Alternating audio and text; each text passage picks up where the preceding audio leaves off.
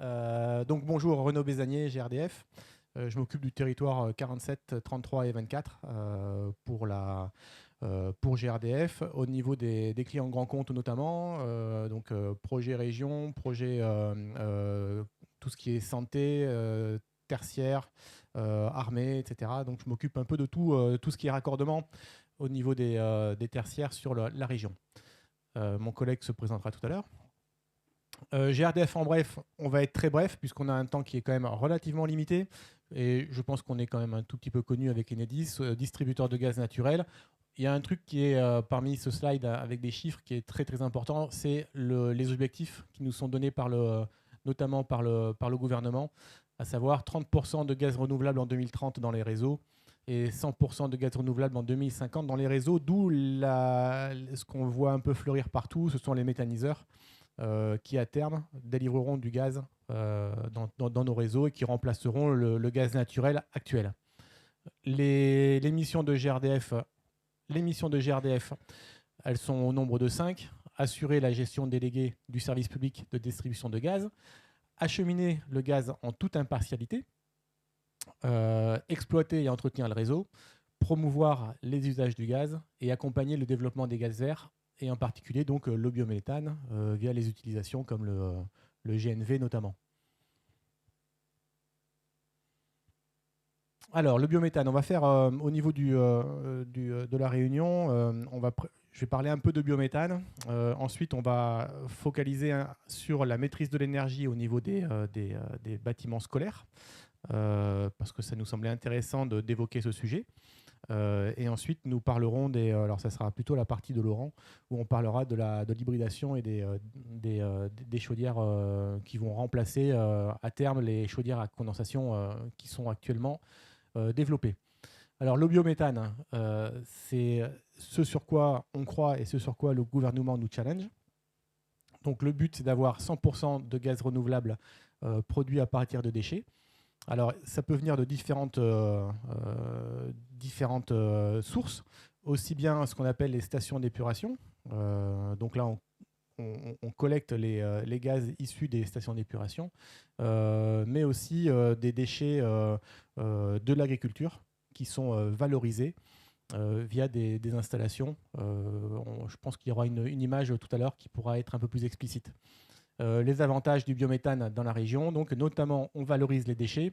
On produit une énergie renouvelable et surtout locale avec des créations d'emplois qui sont vraiment en région. Réduction des émissions de gaz à effet de serre. Et puis, il y a des substrats qui sont issus de ces produits de la méthanisation et qui servent d'engrais naturels et qui préservent la qualité des sols et les nappes phréatiques. Donc tout ça, généralement, c'est assez connu, d'où le fleurissement des sites de biométhane. Alors, on va s'arrêter quelques instants sur la maîtrise des consommations de l'énergie. Là aussi, le gouvernement a donné des objectifs pour GRDF. On a un service public de l'énergie, de distribution de l'énergie. Et on doit accompagner la maîtrise d'ouvrage sur les économies d'énergie. Donc, nous, on va commencer par étapes, on procède par étapes. Donc, la priorité pour nous, c'est les établissements scolaires. Donc, le but, c'est d'aller voir les communes et de les accompagner et surtout de leur faire prendre conscience qu'il y a des gisements d'économie d'énergie à faire. Et en mettant en œuvre des solutions qui sont généralement peu onéreuses et qui sont efficaces de suite. Je suis moi-même élu dans une commune, on a de 12 000 habitants, nos budgets sont très contraints, donc je sais de quoi je parle quand on dit que tous les euros que l'on essaie d'économiser seront investis ailleurs. Donc on essaie de trouver des gisements d'économie un peu partout et là on peut en trouver vraiment beaucoup. Et pour ça, comment on va s'y prendre? Donc dans les communes, on fait un bilan patrimonial des gisements d'économie d'énergie, surtout dans les périodes d'inoccupation. Après, il y a la possibilité de mettre à disposition des suivis de consommation de gaz Après, on identifie les actions concrètes à mettre en œuvre pour réduire les consommations d'énergie. Et enfin, on accompagne les maîtres d'ouvrage dans la rénovation énergétique des bâtiments. Au niveau du timing, je suis à... Merde, j'ai pas mis mon route. On est à combien là? 3 minutes. J'y vais, c'est bon. Alors, comment ça se présente? Quand on va voir les communes, une fois que le bilan patrimonial a été fait, on a des ratios, ratios week-end et ratios vacances.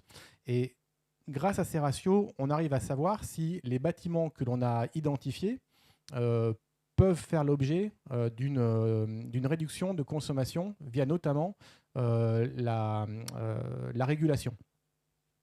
Donc, ça se présente comment? Alors, avant de présenter ça, je vais quand même faire un état des lieux sur le Lot-et-Garonne. Sur le Lot-et-Garonne, sur les 602 écoles en Lot-et-Garonne, là, c'est ça qui est intéressant. Il y a 56% des écoles, donc 363 écoles, qui sont à potentiel élevé en termes d'économie d'énergie que l'on peut faire et que l'on peut réaliser.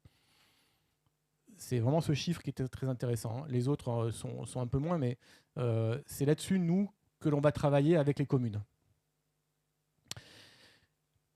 On a pris le cas de 2 écoles, une école A et une école B, école toute petite, mais ça suffit pour expliciter comment ça marche.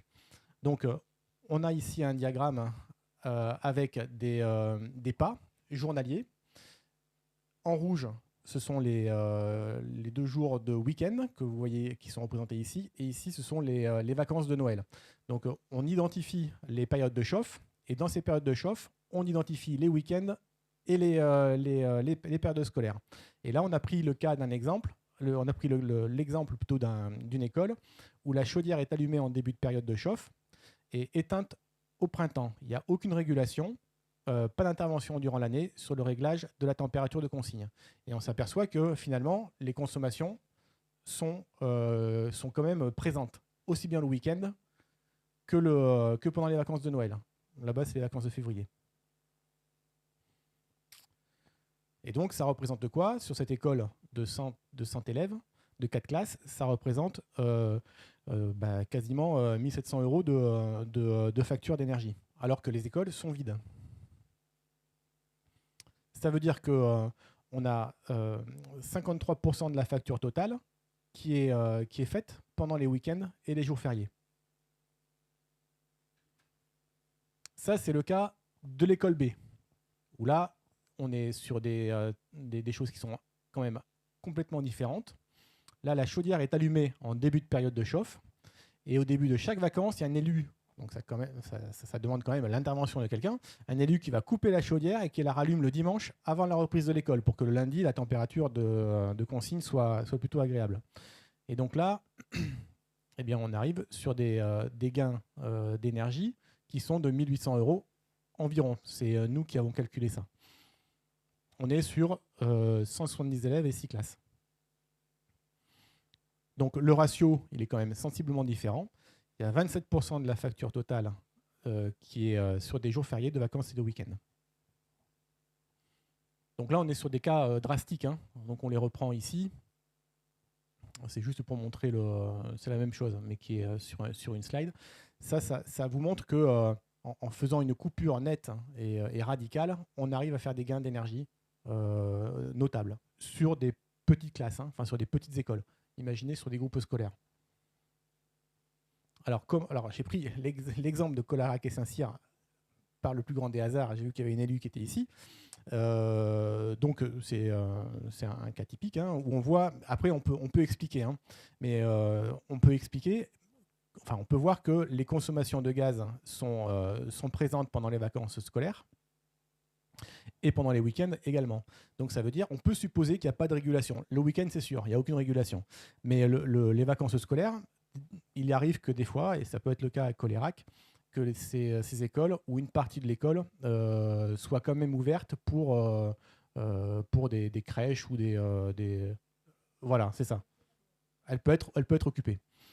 Tout ça, après, ça s'analyse avec les communes. Mais ce qui est intéressant, c'est quand même de voir que une régulation simple permet quand même de réduire permettrait de réduire les consommations durant les week-ends ou durant les périodes scolaires. Hop. Donc il y a des outils qui sont mis à disposition par GRDF qui permettent de suivre ces consommations, donc notamment l'espace client de GRDF, Atout Visu Conso ou GRDF Addict. Normalement, au niveau des élus, vous avez des collaborateurs de GRDF qui suivent les communes. Là, c'est Régis Levadou qui est sur le 47 et qui peut vous mettre à disposition ces outils si vous ne les avez pas. Mais il y a aussi DeepKey qui est présent. Alors, on ne peut améliorer ce qu'on ne mesure pas. Globalement, les écoles ne sont pas bien régulées et de l'énergie est gaspillée. Et avec des solutions simples et peu onéreuses, il est quand même relativement aisé de faire baisser les factures d'énergie. Et pour cela, il faut des outils pour cibler. Alors là, j'ai regroupé sur une slide ce qui peut être fait prioritairement sans beaucoup d'investissement. C'est ce qu'on a fait chez nous, sans beaucoup d'investissement. La première chose, bon, ça avait été dit par le gouvernement il y a encore 1 an, 2 ans, c'est réduire la température le week-end de 3 degrés. À chaque fois, vous avez ici les gains en économie d'énergie et en tonnes de CO2 évitées, avec un bâtiment standard et un bâtiment énergivore. Réduire la température pendant les vacances de 6 degrés. Si on cumule les deux, on fera le calcul à la fin, mais tout peut se cumuler. L'abaissement de 1 degré de la température de consigne, notamment dans les établissements scolaires, même dans les mairies, dans tous les bâtiments publics. Et si on cumule ces 3 actions, qui ne demandent que de la régulation, eh bien, en gain d'économie d'énergie, on peut économiser sur un bâtiment standard entre 12 et 15%, sur un bâtiment énergivore entre 25 et 28%. Et après, vous avez les équivalents en tonnes de CO2 évitées. Donc, ce sont des actions qui sont simples à mettre en œuvre, qui sont peu onéreuses, et ce sont les premières actions à faire, selon moi. Dans ma commune, on a changé après progressivement toutes les chaudières basse température. On les a transformées en chaudières à condensation. Et on a calculé qu'on avait fait un gain d'économie d'énergie de 23%. Quelques exemples d'actions. On en parlait tout à l'heure avec d'autres collègues. La maintenance, un équipement bien entretenu, c'est entre 8 et 12% d'énergie consommée en moins. Thermostat régulation, j'en ai parlé. Thermostat programmable ou connecté permet de réduire jusqu'à 15% de l'économie d'énergie. L'optimisation des chaufferies existantes, avec notamment, on en parlait tout à l'heure, des embouages, quand on a des réseaux comme ça qui sont assez étendus, des pompes à débit variable, calorifugage des réseaux, ça on l'a fait encore, on l'a préconisé dans les hôpitaux, le résultat était assez extraordinaire. Là aussi, c'est relativement simple à mettre en œuvre et peu coûteux. Toutes les solutions qui sont actuellement mises sur le marché, elles sont toutes compatibles gaz vert. C'est mon avant-dernière. Et après, dans le timing, c'est bon. Elles sont toutes compatibles gaz vert. Donc, on est plutôt content.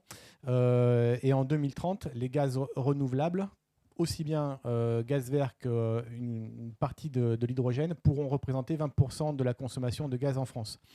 Il y a des fabricants, on en a un dans la salle par exemple, où les chaudières qu'ils distribuent sont compatibles à l'hydrogène.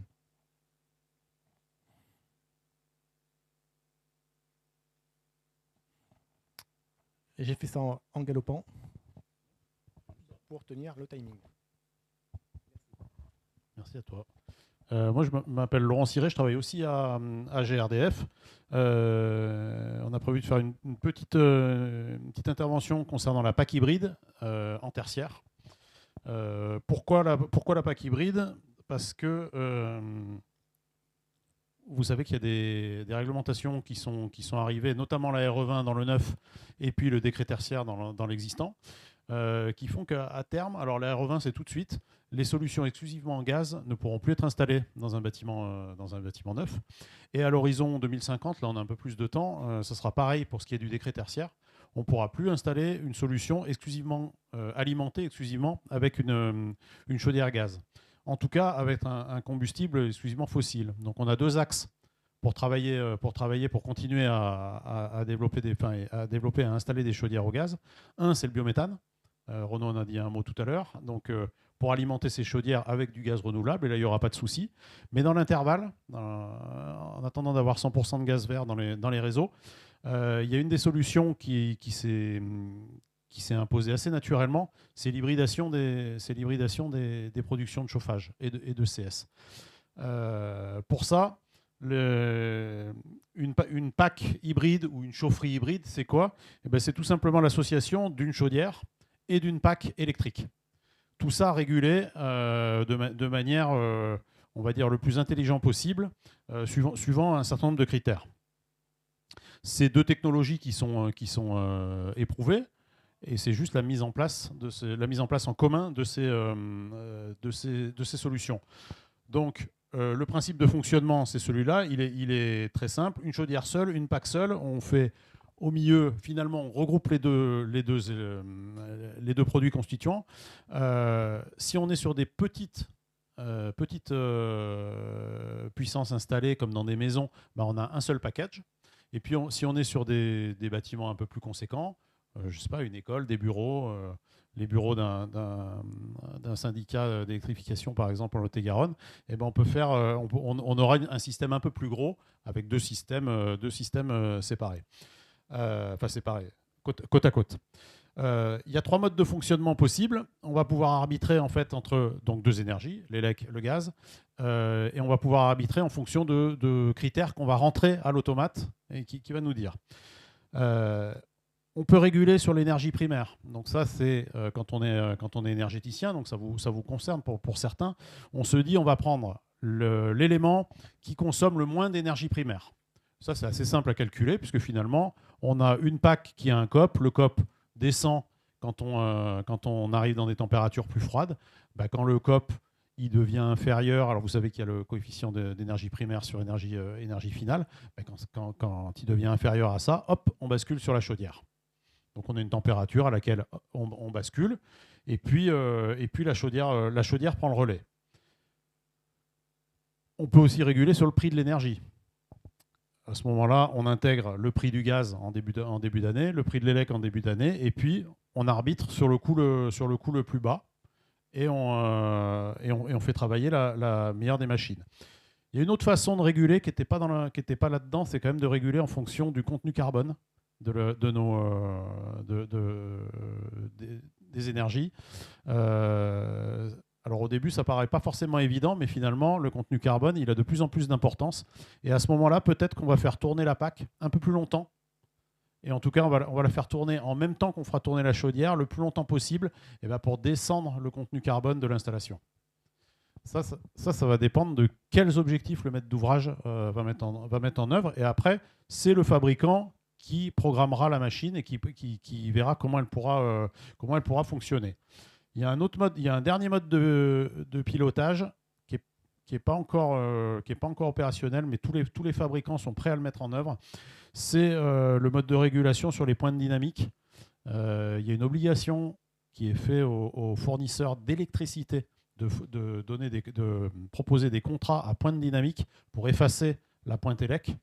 Et à ce moment-là, on peut très bien imaginer que ces produits hybrides, ils détectent le signal et à ce moment-là, ils basculent d'une énergie à l'autre parce qu'il y a une pointe hybride. À ce moment-là, ça revient à réguler en prix, mais en dynamique. Donc il faudra mettre une petite ligne en plus dans le codage. Mais ça, les gens qui font de la régulation, ils savent très bien le faire. Donc les atouts de la solution, c'est de maintenir le confort, puisqu'on a, quand la PAC diminue sa puissance disponible, la chaudière prend le relais. Le confort à basse température, donc éviter les cycles de dégivrage qu'on avait sur les PAC. Et un confort d'été qui pourra être assuré aussi, parce que les PAC hybrides peuvent avoir la partie double service, chaud-froid. Donc le rapport coût-confort qui est optimisé puisqu'on peut réguler sur ce thème-là.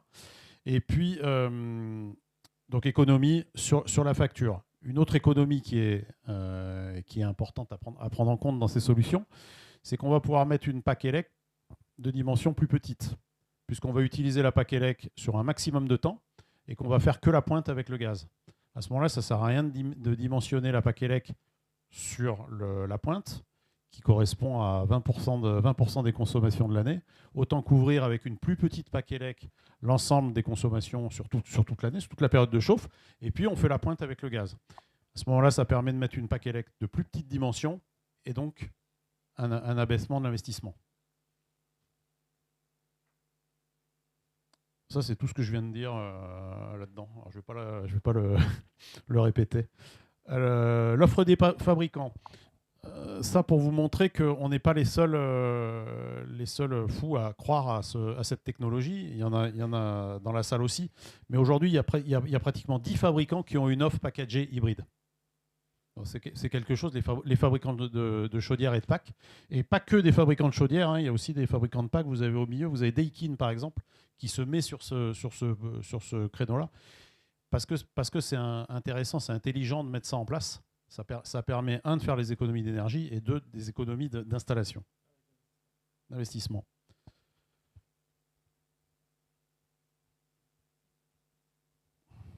Je suis encore bon sur l'investissement. Vous aurez la slide, mais on voit que sur un bâtiment d'enseignement primaire de 600 mètres carrés, c'est quelque chose, c'est un cas d'école, hein, mais cas vrai. On a un différentiel à l'investissement de 18%, puisqu'on a mis une PAC plus petite, en fait, tout simplement. Alors, je ne vais pas détailler ces chiffres, mais moins 18%, ça correspond à 3-4 000 euros. Et là, on est sur un petit produit. On est sur une petite surface et des petites puissances. Plus on va grossir, plus le delta va être intéressant. Le dimensionnement de la PAC, et c'est la fin de la présentation. Le dimensionnement de la PAC, il faudra naturellement se faire accompagner d'un bureau d'études, mais le retour qu'on en a, nous, c'est que si on met une PAC dans le neuf d'environ 30% de la puissance totale, la puissance utile, on va couvrir 60 à 70% des besoins. Et à ce moment-là, on sera bon pour passer la RE20 après 2025, la post-2025. Quand on est sur de la rénovation, on va même pouvoir descendre encore en dessous, parce qu'au niveau réglementation, on sera moins contraint. On va pouvoir descendre encore en dessous pour minimiser l'investissement. Et on a un exemple sur un collège d'un département voisin où la puissance de la PAC, c'est 20% de la puissance totale. Et ça va couvrir plus de 60% des besoins de chauffage. Donc vraiment, l'investissement, il a été réduit au maximum sur cette partie-là, mais pour être le plus efficace possible, le plus efficient possible. Et ça voulait dire c'est fini. Ça voulait dire c'est fini. Eh ben, merci à vous. Et vous aurez les coordonnées de Renaud qui se tient à votre disposition si vous avez naturellement, sur l'outil qui vous a montré et sur cette partie hybridation, des questions et des précisions à faire sur des bâtiments, sur des bâtiments réels de vos communes. On est allé un peu vite, mais c'était important déjà de tout synthétiser. Et puis on voulait respecter quand même le timing. On devait passer à 1 heure et on sait que là on a débordé. Là on est bon. On est bon. On sait qu'au niveau des communes, les deniers publics sont comptés à l'euro près. La chaudière hybride, il faut vraiment voir ça comme on va dire pas le meilleur rapport qualité-prix, mais en tout cas, ça y ressemble très fortement par rapport à une PAC RO traditionnelle, où généralement, on est sur des prix qui sont un peu plus élevés en termes de coût d'investissement par rapport à une PAC hybride. Et ça permet aussi, en cas de coupure ou d'incident sur une des deux unités, on va dire la PAC, la chaudière prendra le relais et il n'y aura pas de problème d'approvisionnement de chauffage sur le bâtiment en question.